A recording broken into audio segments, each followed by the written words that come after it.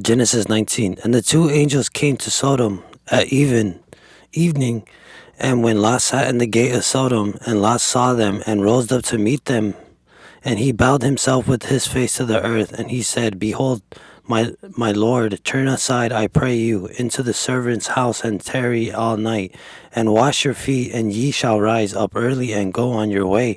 And they said, Nay, but we will abide in the street all night. And he urged them greatly, and they turned in unto him, and entered into his house, and he made them a feast, and did bake unleavened bread, and they did eat. But before they lay down, the men of the city, even the men of Sodom, compassed the house round, but both young and old, all the people from every quarter.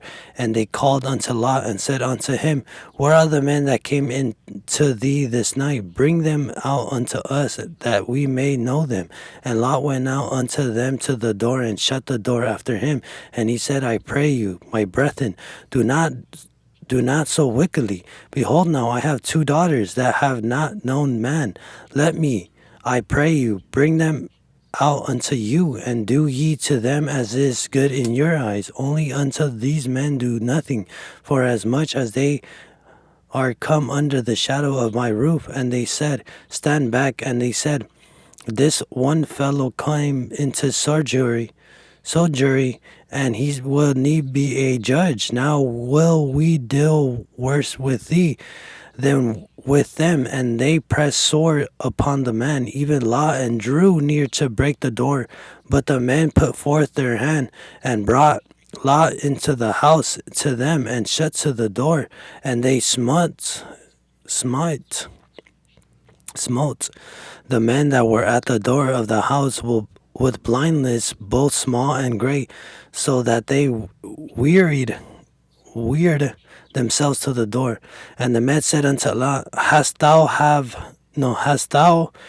here any beside son-in-law, and thy son, and thy daughter, and whomsoever thou hast in the city? Bring them out of the place, for we will destroy this place, because the cry of them is waxed great before Jehovah, and Jehovah has sent us to destroy it. And Lot went out, and spake unto his sons-in-laws, who married his daughters, and said, Up, get you out of this place, for Jehovah will destroy the city. But he seemed unto his son-in-law as one that mocked. And when the morning arose, then the angels asked Lot, saying, Arise, take thy wife and thy two daughters that are here, lest thou be consumed in the inquiry of the city. But he lingered, and the men laid hold upon his hand, and upon the hand of his wife, and upon the hand of his two daughters, Jehovah being merciful unto him. And they brought him forth, and set him without the city. And it came to pass, when they had brought them forth abroad, that he said, Escape for thy life, look not behind thee, neither stay thou in all the plain. Escape to the mountains, lest thou be consumed. And Lot said unto them, Oh, not so, my lord. Behold, now thy servants had found favor in the sight, and thou hast magnified thy loving kindness, which thou hast showed unto me in saving my life. And I cannot escape to the mountains, lest evil overtakes me, and I die. Behold, now this city is near to flee unto, and it is a little one. Oh, let me escape thither. Is it not a little one? And my soul shall live. And he said unto him, See, I have accepted thee concerning this thing also. Will I not overthrow the city of which thou hast spoken? Hast it thee escape thither? For I cannot do anything till thou be come thither. Therefore the name of the city was called Sor. The sun was risen upon the earth when Lot came unto Sor. Then Jehovah rained upon Sodom and upon Gomorrah brimstone and fire from Jehovah out of the heavens, and he overthrew those cities and all the plains and all the inhabitants of the city that which grew upon the ground. But his wife looked back from behind, and she became a pillar of salt. And Abraham gat up early in the morning to place where he had stood before Jehovah. And he looked toward Sodom and Gomorrah, and towards all the lands of the plain, and beheld, And lo, the smoke of the land went up as the smoke of a furnace. And it came to pass, when God destroyed the cities of the plain, that God remembered Abraham and sent Lot out of the midst of the overthrown, when he overthrew the cities in which Lot dwelt. And Lot went up out of Sora and dwelt in the mountains, and his 2 daughters with him, for he feared to dwell in Sora. And he dwelt in a cave.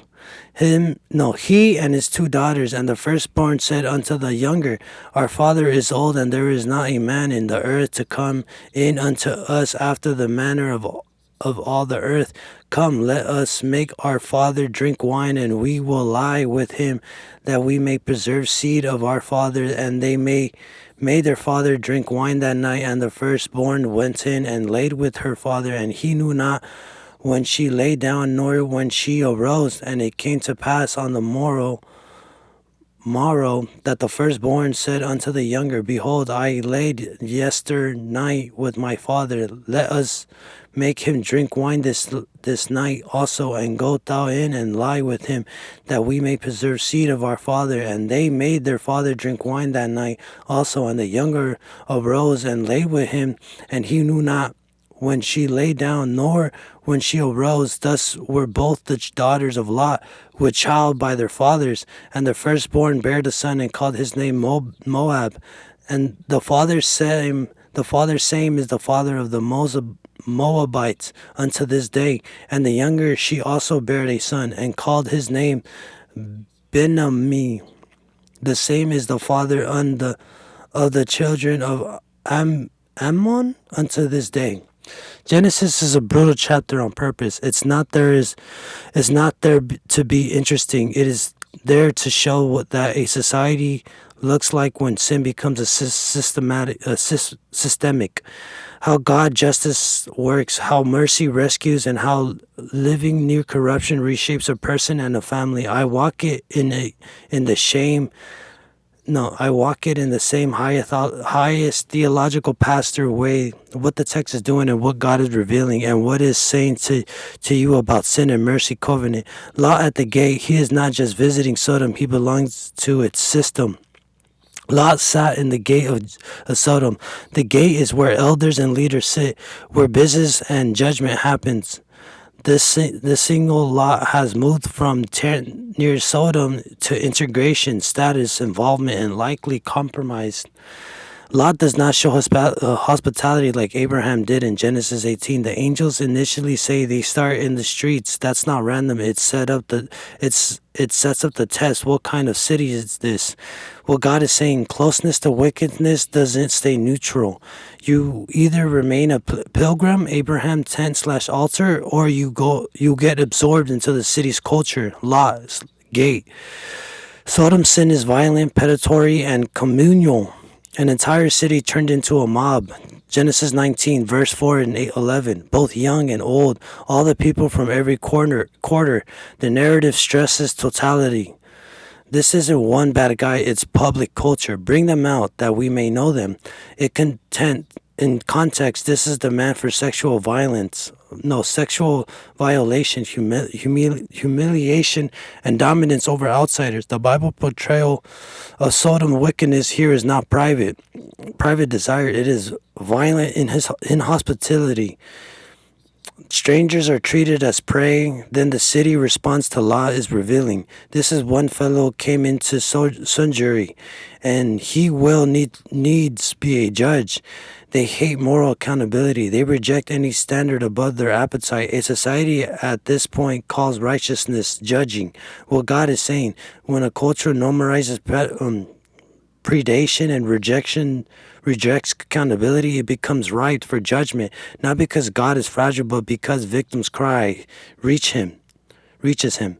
Let horrifying offers show that compromise does. It deforms moral instincts. Genesis 19, verse 6 through 8. Lot says, Behold, I have 2 daughters. Do to them as is good in your eyes. That is appalling. Scripture does not present it as noble. It's a tragic example for how living inside a corrupt culture can man's moral reflection. Lot knows the mob is wicked, but he reaches for a wicked solution. This is one of the chapter's hardest lessons. Proximity to Sodom doesn't just risk your safety; it reshapes your consciousness. Conscious. What God is saying. Compromise doesn't stay in one corner of life. It's present to your decision making, especially under pressure. Divine intervention. God does not negotiate with predation. Genesis 19, verse 10 through 11. The angels pull Lot in and strike the mob with blindness. Every blinded, they weave themselves, trying to find the door, showing obsessive corruption. What God is saying, there is a line where evil is no longer merely weakness, but violent rebellion. God will stop it. Judgment comes because of the cry. Justice is responsive to victims. Genesis 19, verse 12 to 14. We will destroy this place because the cry is waxed great. This echoes Genesis 18. God's judgment is not whimsical. It is judicial and morally grounded, and Lot warning sounds like mocking to his son-in-law, because in Sodom the idea of God judging evil is treated as a joke.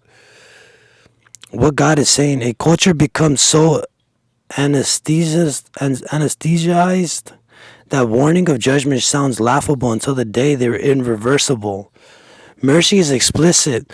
Lot is saved because God is merciful and because God remembers Abraham. But he lingered, Jehovah being merciful unto him. Lot doesn't sprint out as a hero. He hesitates. The angel grabs his hand. Rescues is almost forced. Then the key theological line. God remembered Abraham and sent Lot out. Lot is spared not because Lot is so strong, but because God's covenant with Abraham is operating. Abraham's intercession in Genesis 18 isn't empty. Theater.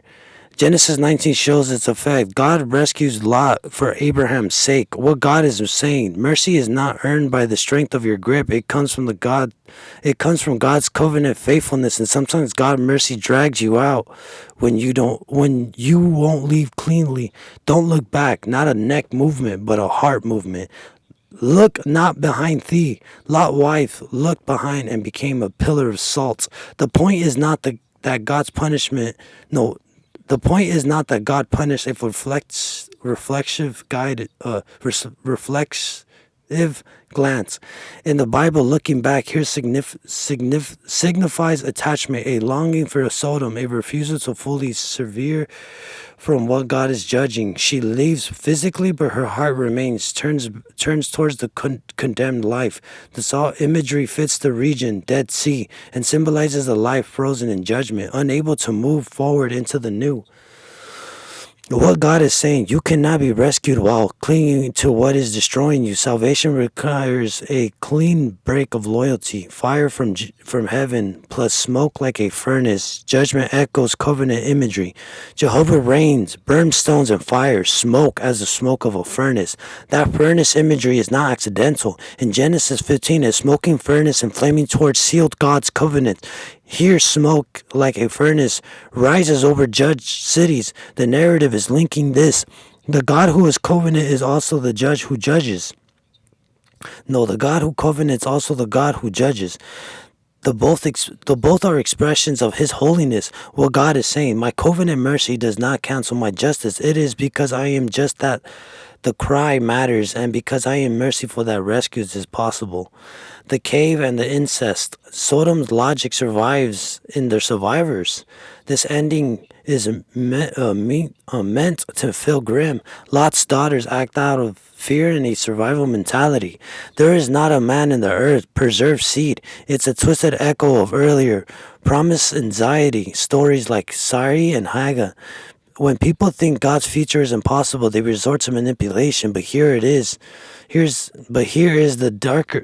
Here it's darker. The family has absorbed Sodom's morals, atmospheres, and now reproduces it in their own household. The children become Moab and Ammon, nations that will later become Israel's neighbors and frequent antagonists. Yet even here, the Bible larger story won't let you conclude.